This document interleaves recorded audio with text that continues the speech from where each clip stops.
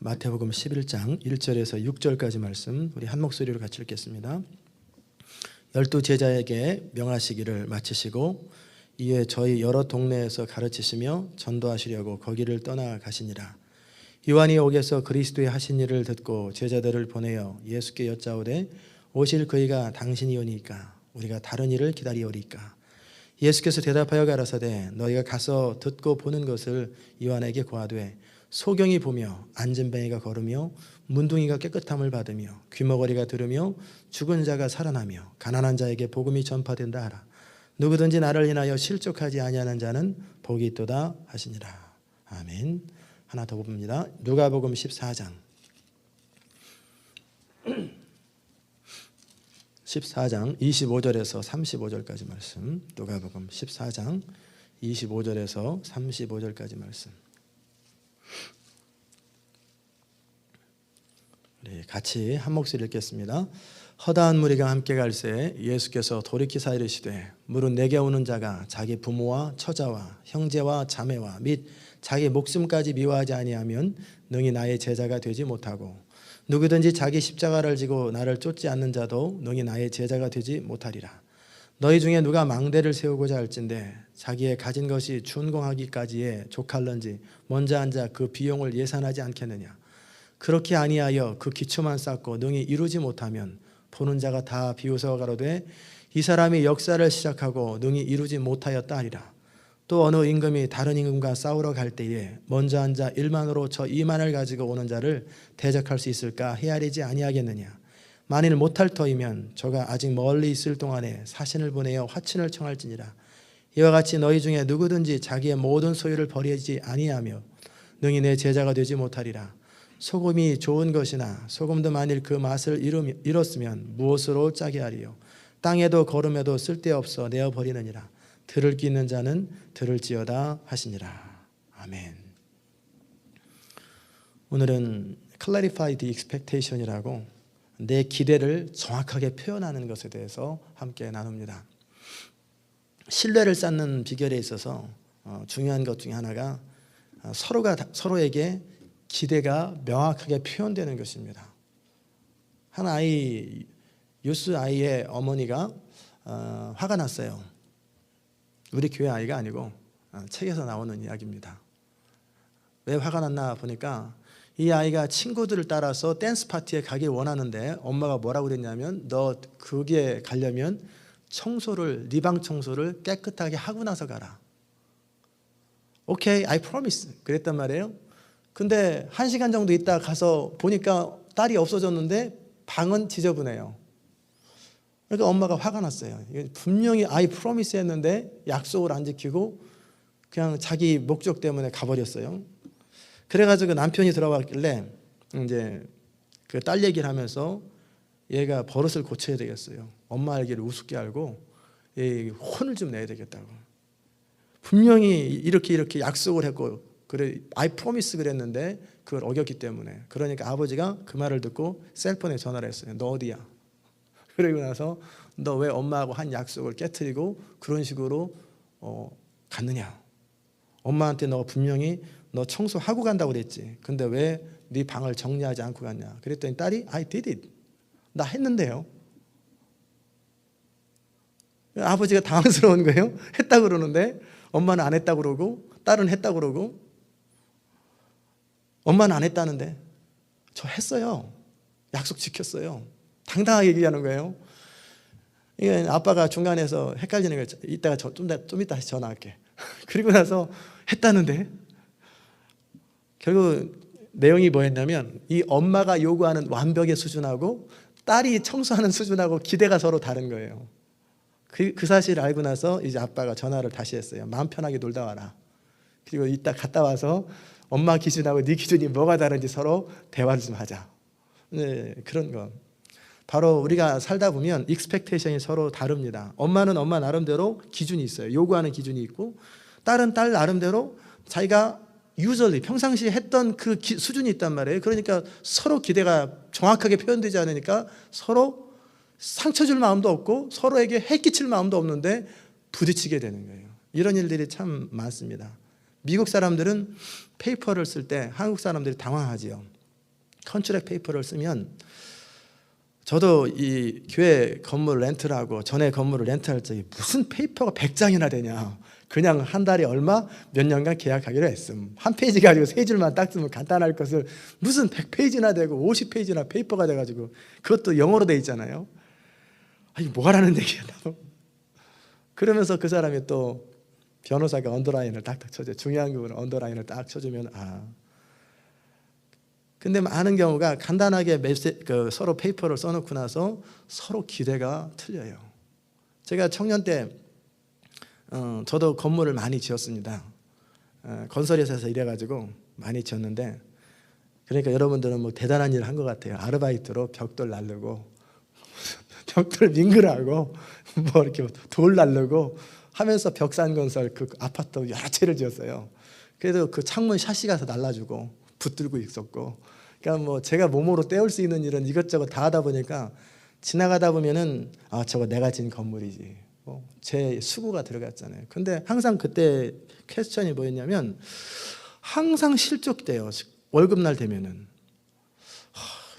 매번 그래요. 그래서 왜 월급날 되면 실족될까 보니까 내가 생각하는 것과 그 사람이 주는 게 틀려요. 그러면 미국 가서 또 제가 또 실족을 많이 했습니다. 처음에 왜 실족했냐면 분명히 5불 99하고 음식을 먹으러 갔고 7불 9하고 음식을 먹으러 갔는데 나중에 더 영수증표를 보니까 8불 얼마가 나와요.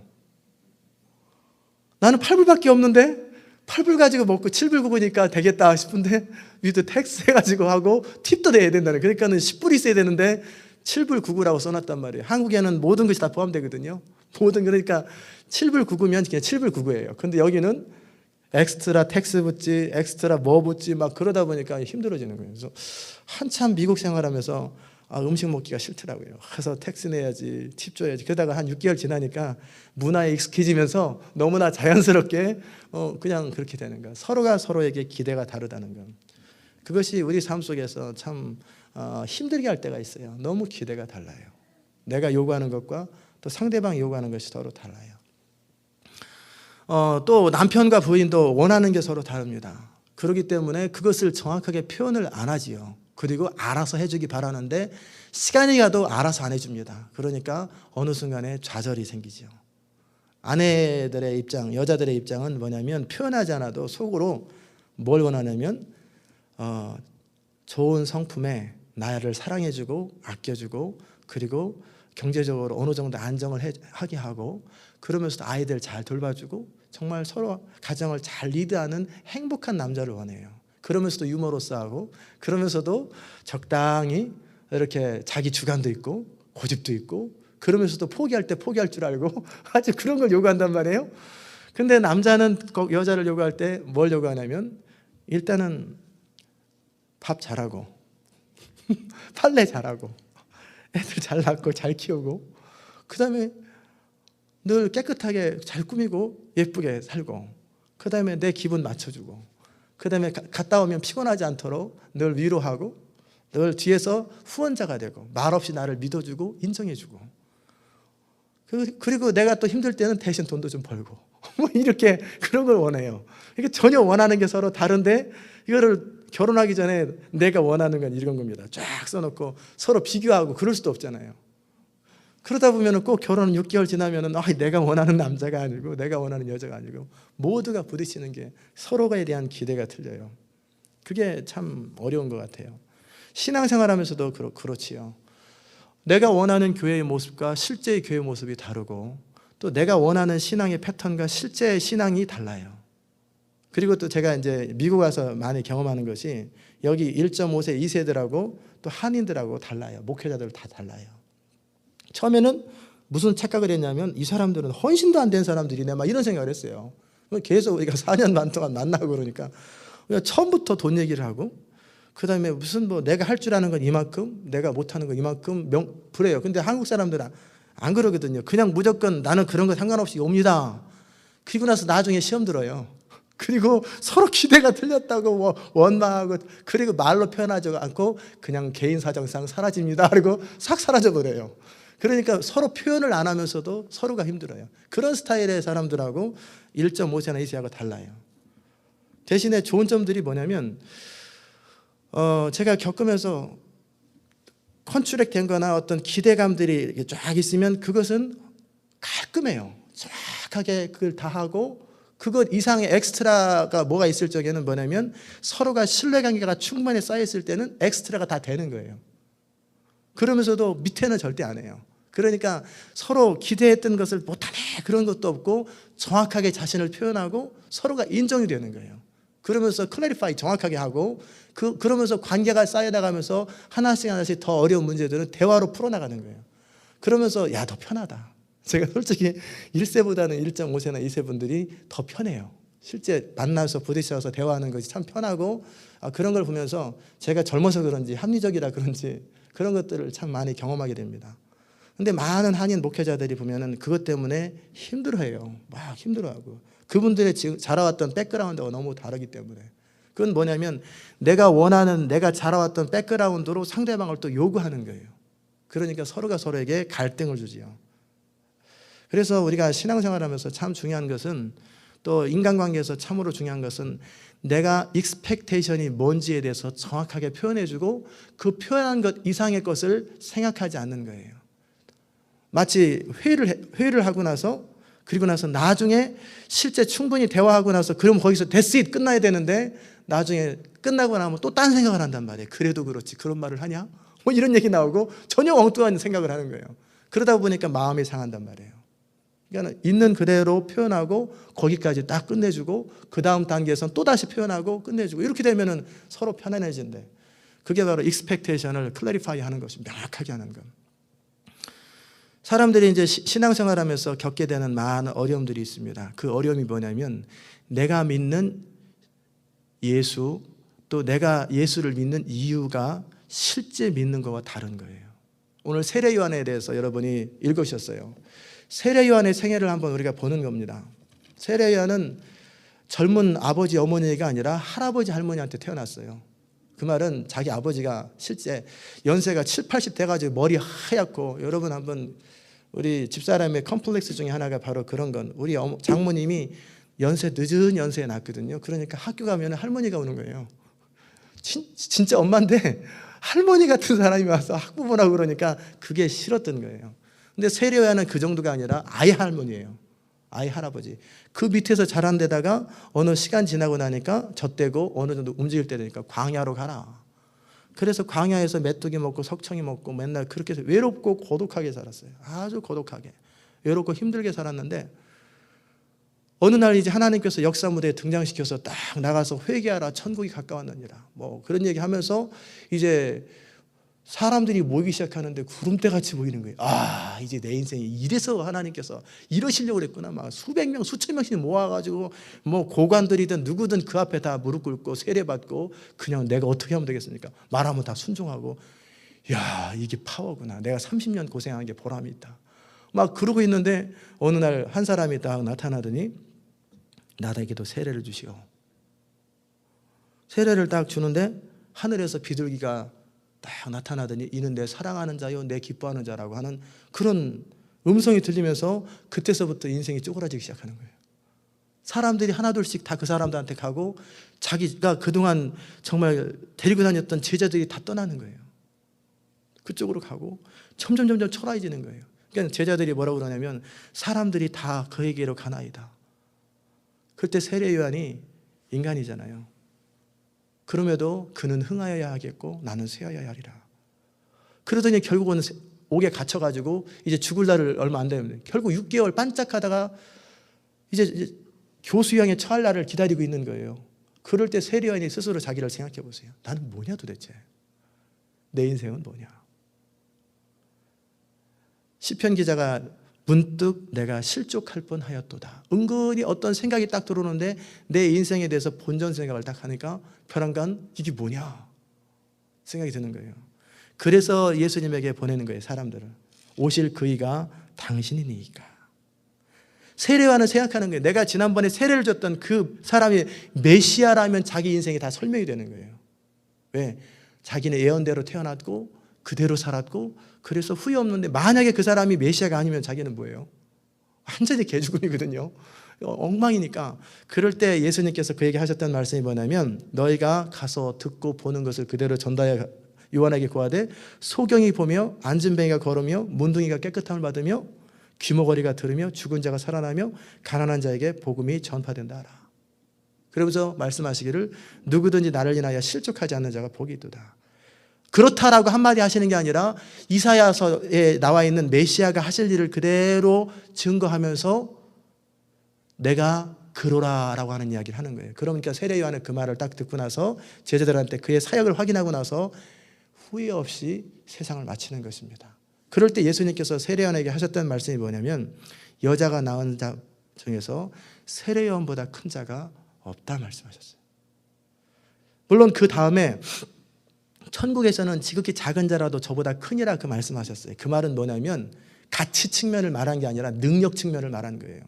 예수 이름의 권세와 성령 안에 사는 사람들은 구약시대 때 그 어떤 사람들보다 더 강력한 파워와 예수 이름의 권세를 가졌기 때문에 더 커요. 그러나 인생이라고 하는 삶의 가치 측면에서는 세례요한보다 나은 사람은 없다라는 거예요. 모세보다, 다니엘보다, 다윗보다 그 누구보다도 가장 위대한 일을 한 사람은 세례요한이라는 거예요. 모세도 나름대로 자신의 영광을 구하다가 한번 실족했죠. 다윗도 그랬지.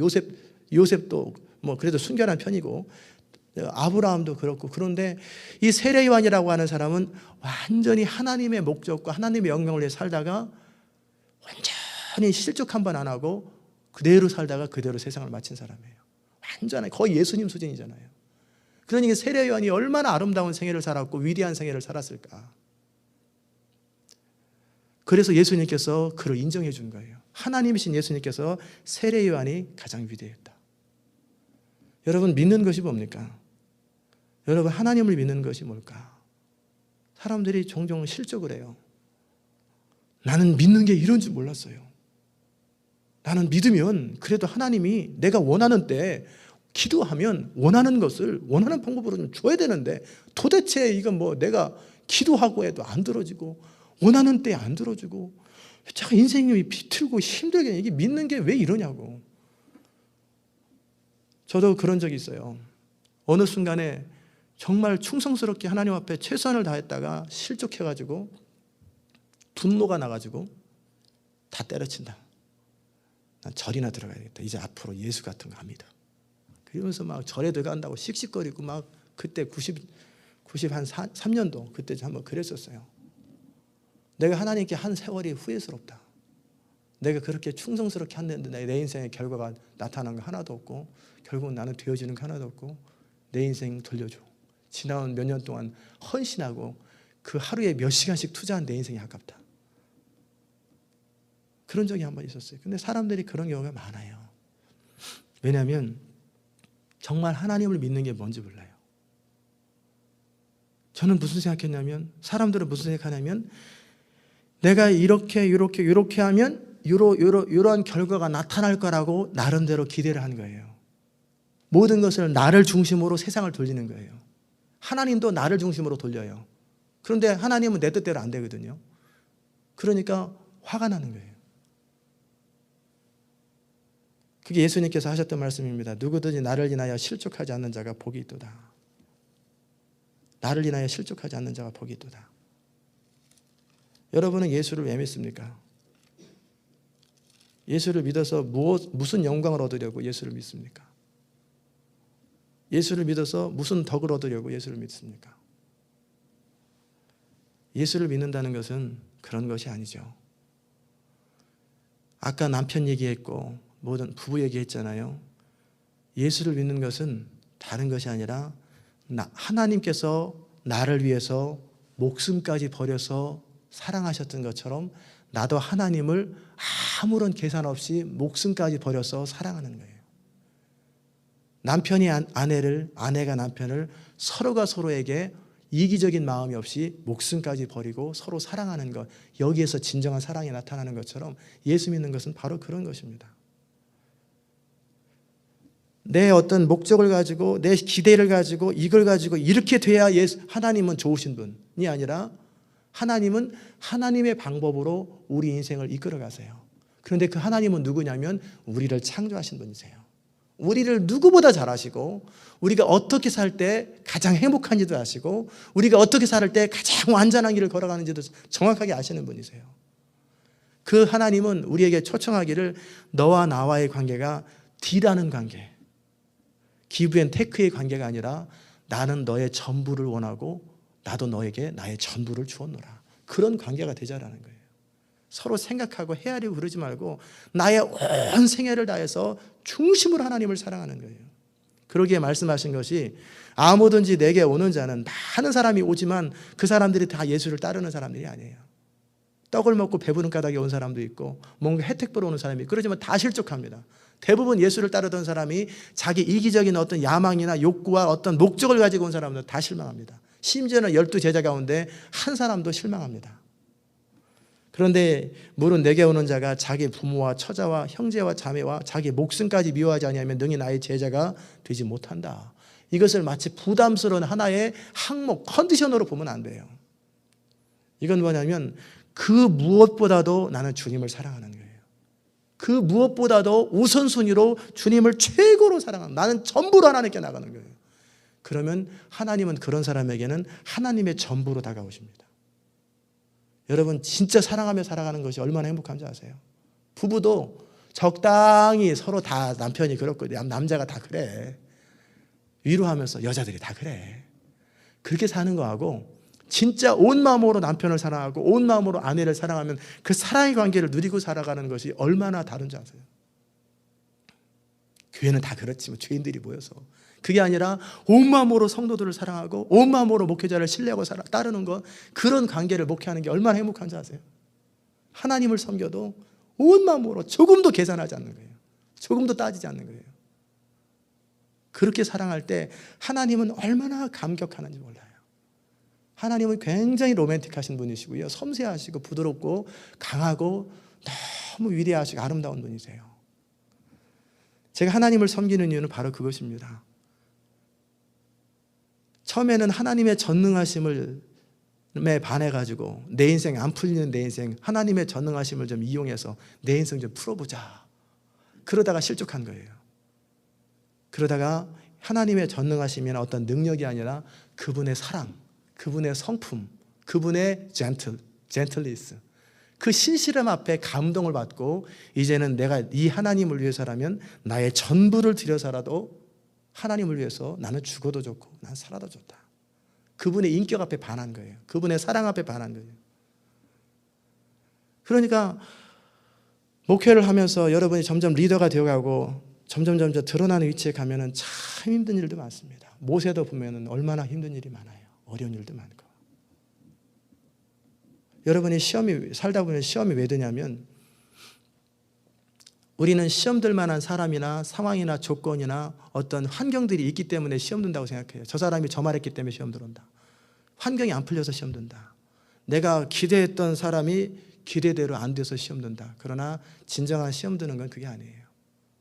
어느 날 타임지에서 클린턴이 루인스키하고 스캔들이 있을 적에 타임지 에세이 부분에서 무슨 얘기 나왔냐면, 왜 사람들은 대통령에게 무엇을 요구할까? 그래서 거기 주 내용이 뭐였냐면, 내가 못하는 것을 대리로 대통령은 해줘라, 내가 못하는 것을 대신 목사님은 해줘라, 그 얘기예요. 그런데 대통령은 입장은 나도 사람이다, 이렇게 나오는 거예요. 나도 사람이다. 그러니까 서로의 익스펙테이션이 틀리기 때문에 서로 힘들다라는 거예요. 그래서 참 제가 요즘 보면은 클린턴이 전 대통령이 연설을 하면 한 달에 한 번 연설하는데 10만 불씩 받아요. 어떨 때는 15만 불씩 받고. 그때는 그렇게 비난했는데 여전히 인정하는 걸 보면서, 그때는 대통령으로서 요구했던 거고 지금 한 인간으로서 편안하게 지내는 거예요. 참 합리적이다, 이 사람들. 여러분이 하나님과 신앙생활하면서 뭘 요구하고 뭘 기대할까? 저는 여러분이 여러분의 전부로 하나님께 나갔으면 좋겠어요. 어느 것도 계산하지 말고 진짜 헌신, 진짜 사랑, 그 사랑의 관계로 하나님과 교제하십시오. 그러면 정말 예수 믿는 게 감격스럽습니다.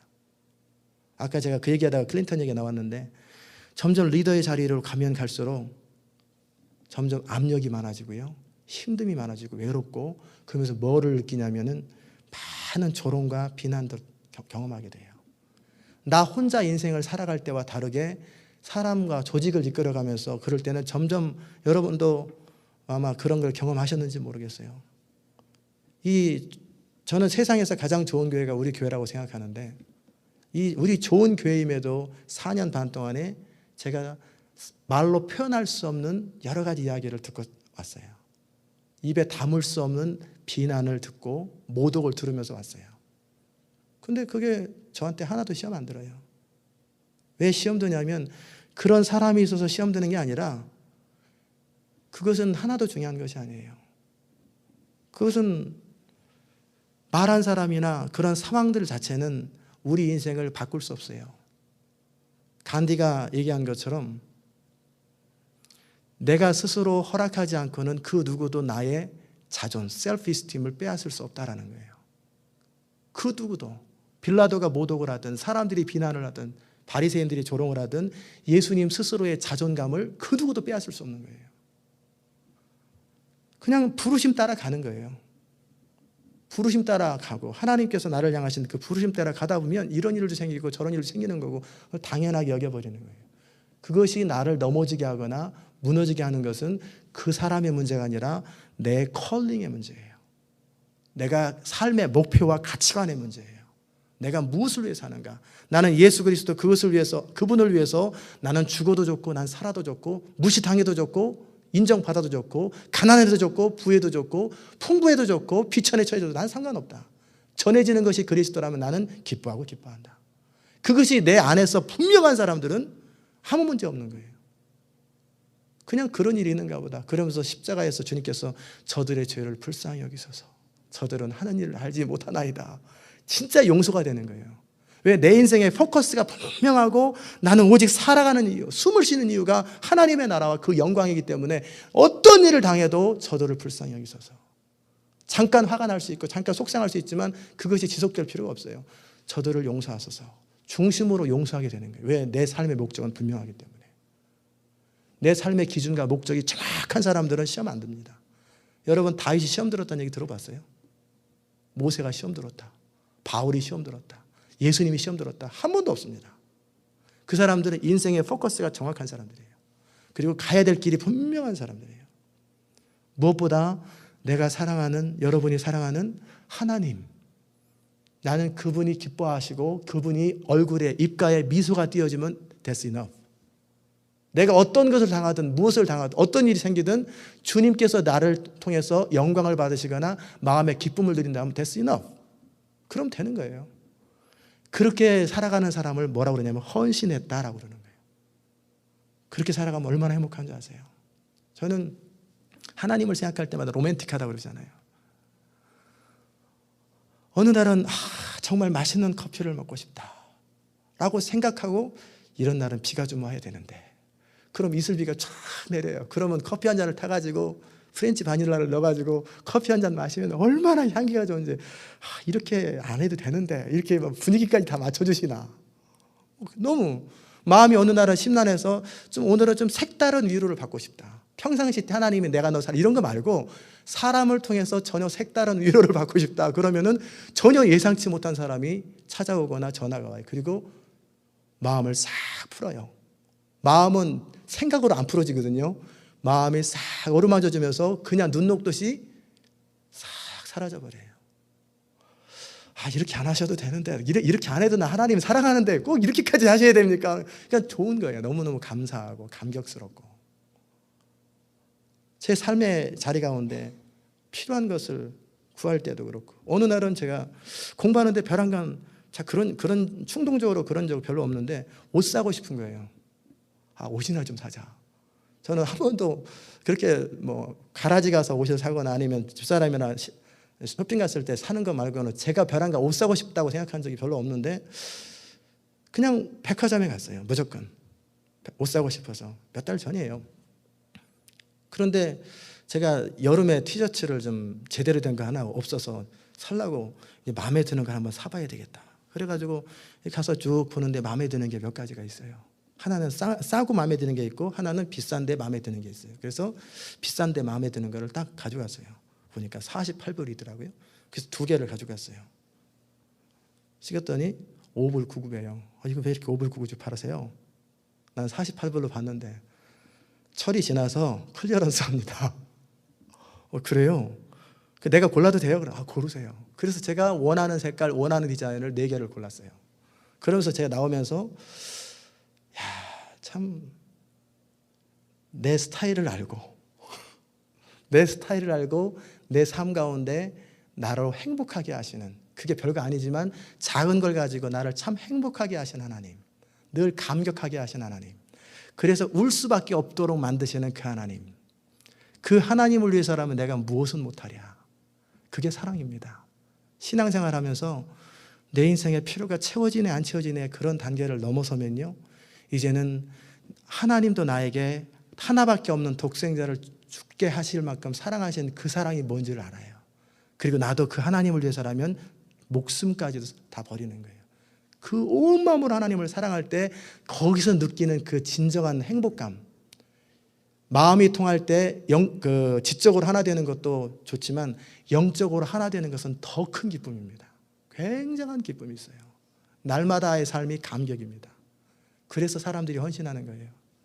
저는 여러분의 삶 속에 그런 일들이 날마다 이루어지길 바랍니다. 예수 믿는 것은 내가 원하는 것 들어주는 것, 그거 아닙니다.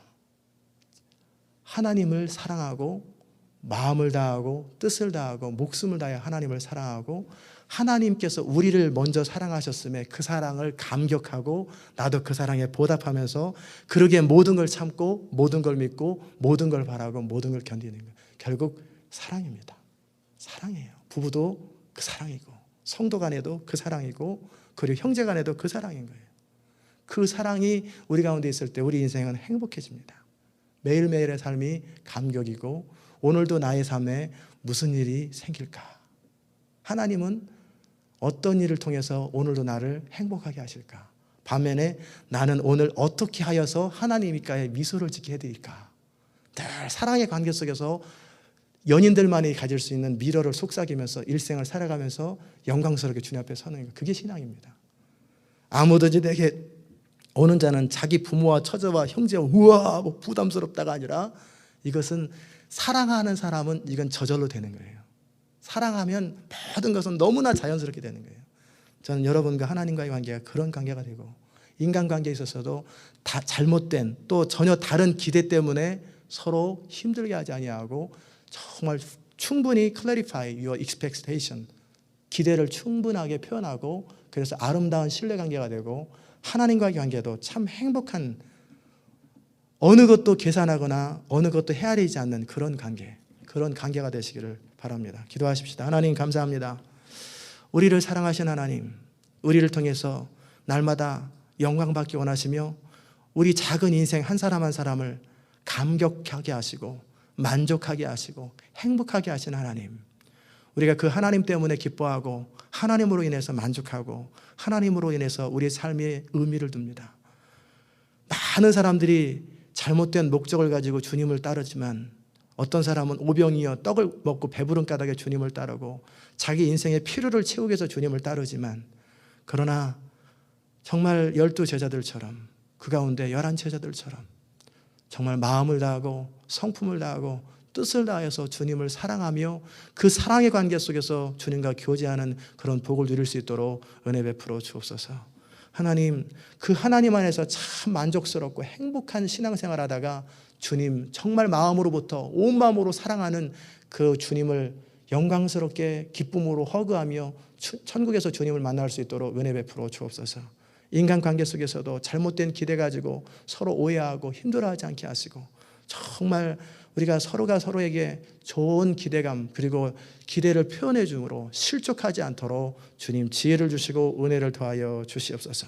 감사드리며 예수 그리스도의 귀하신 이름으로 기도드리옵나이다. 아멘.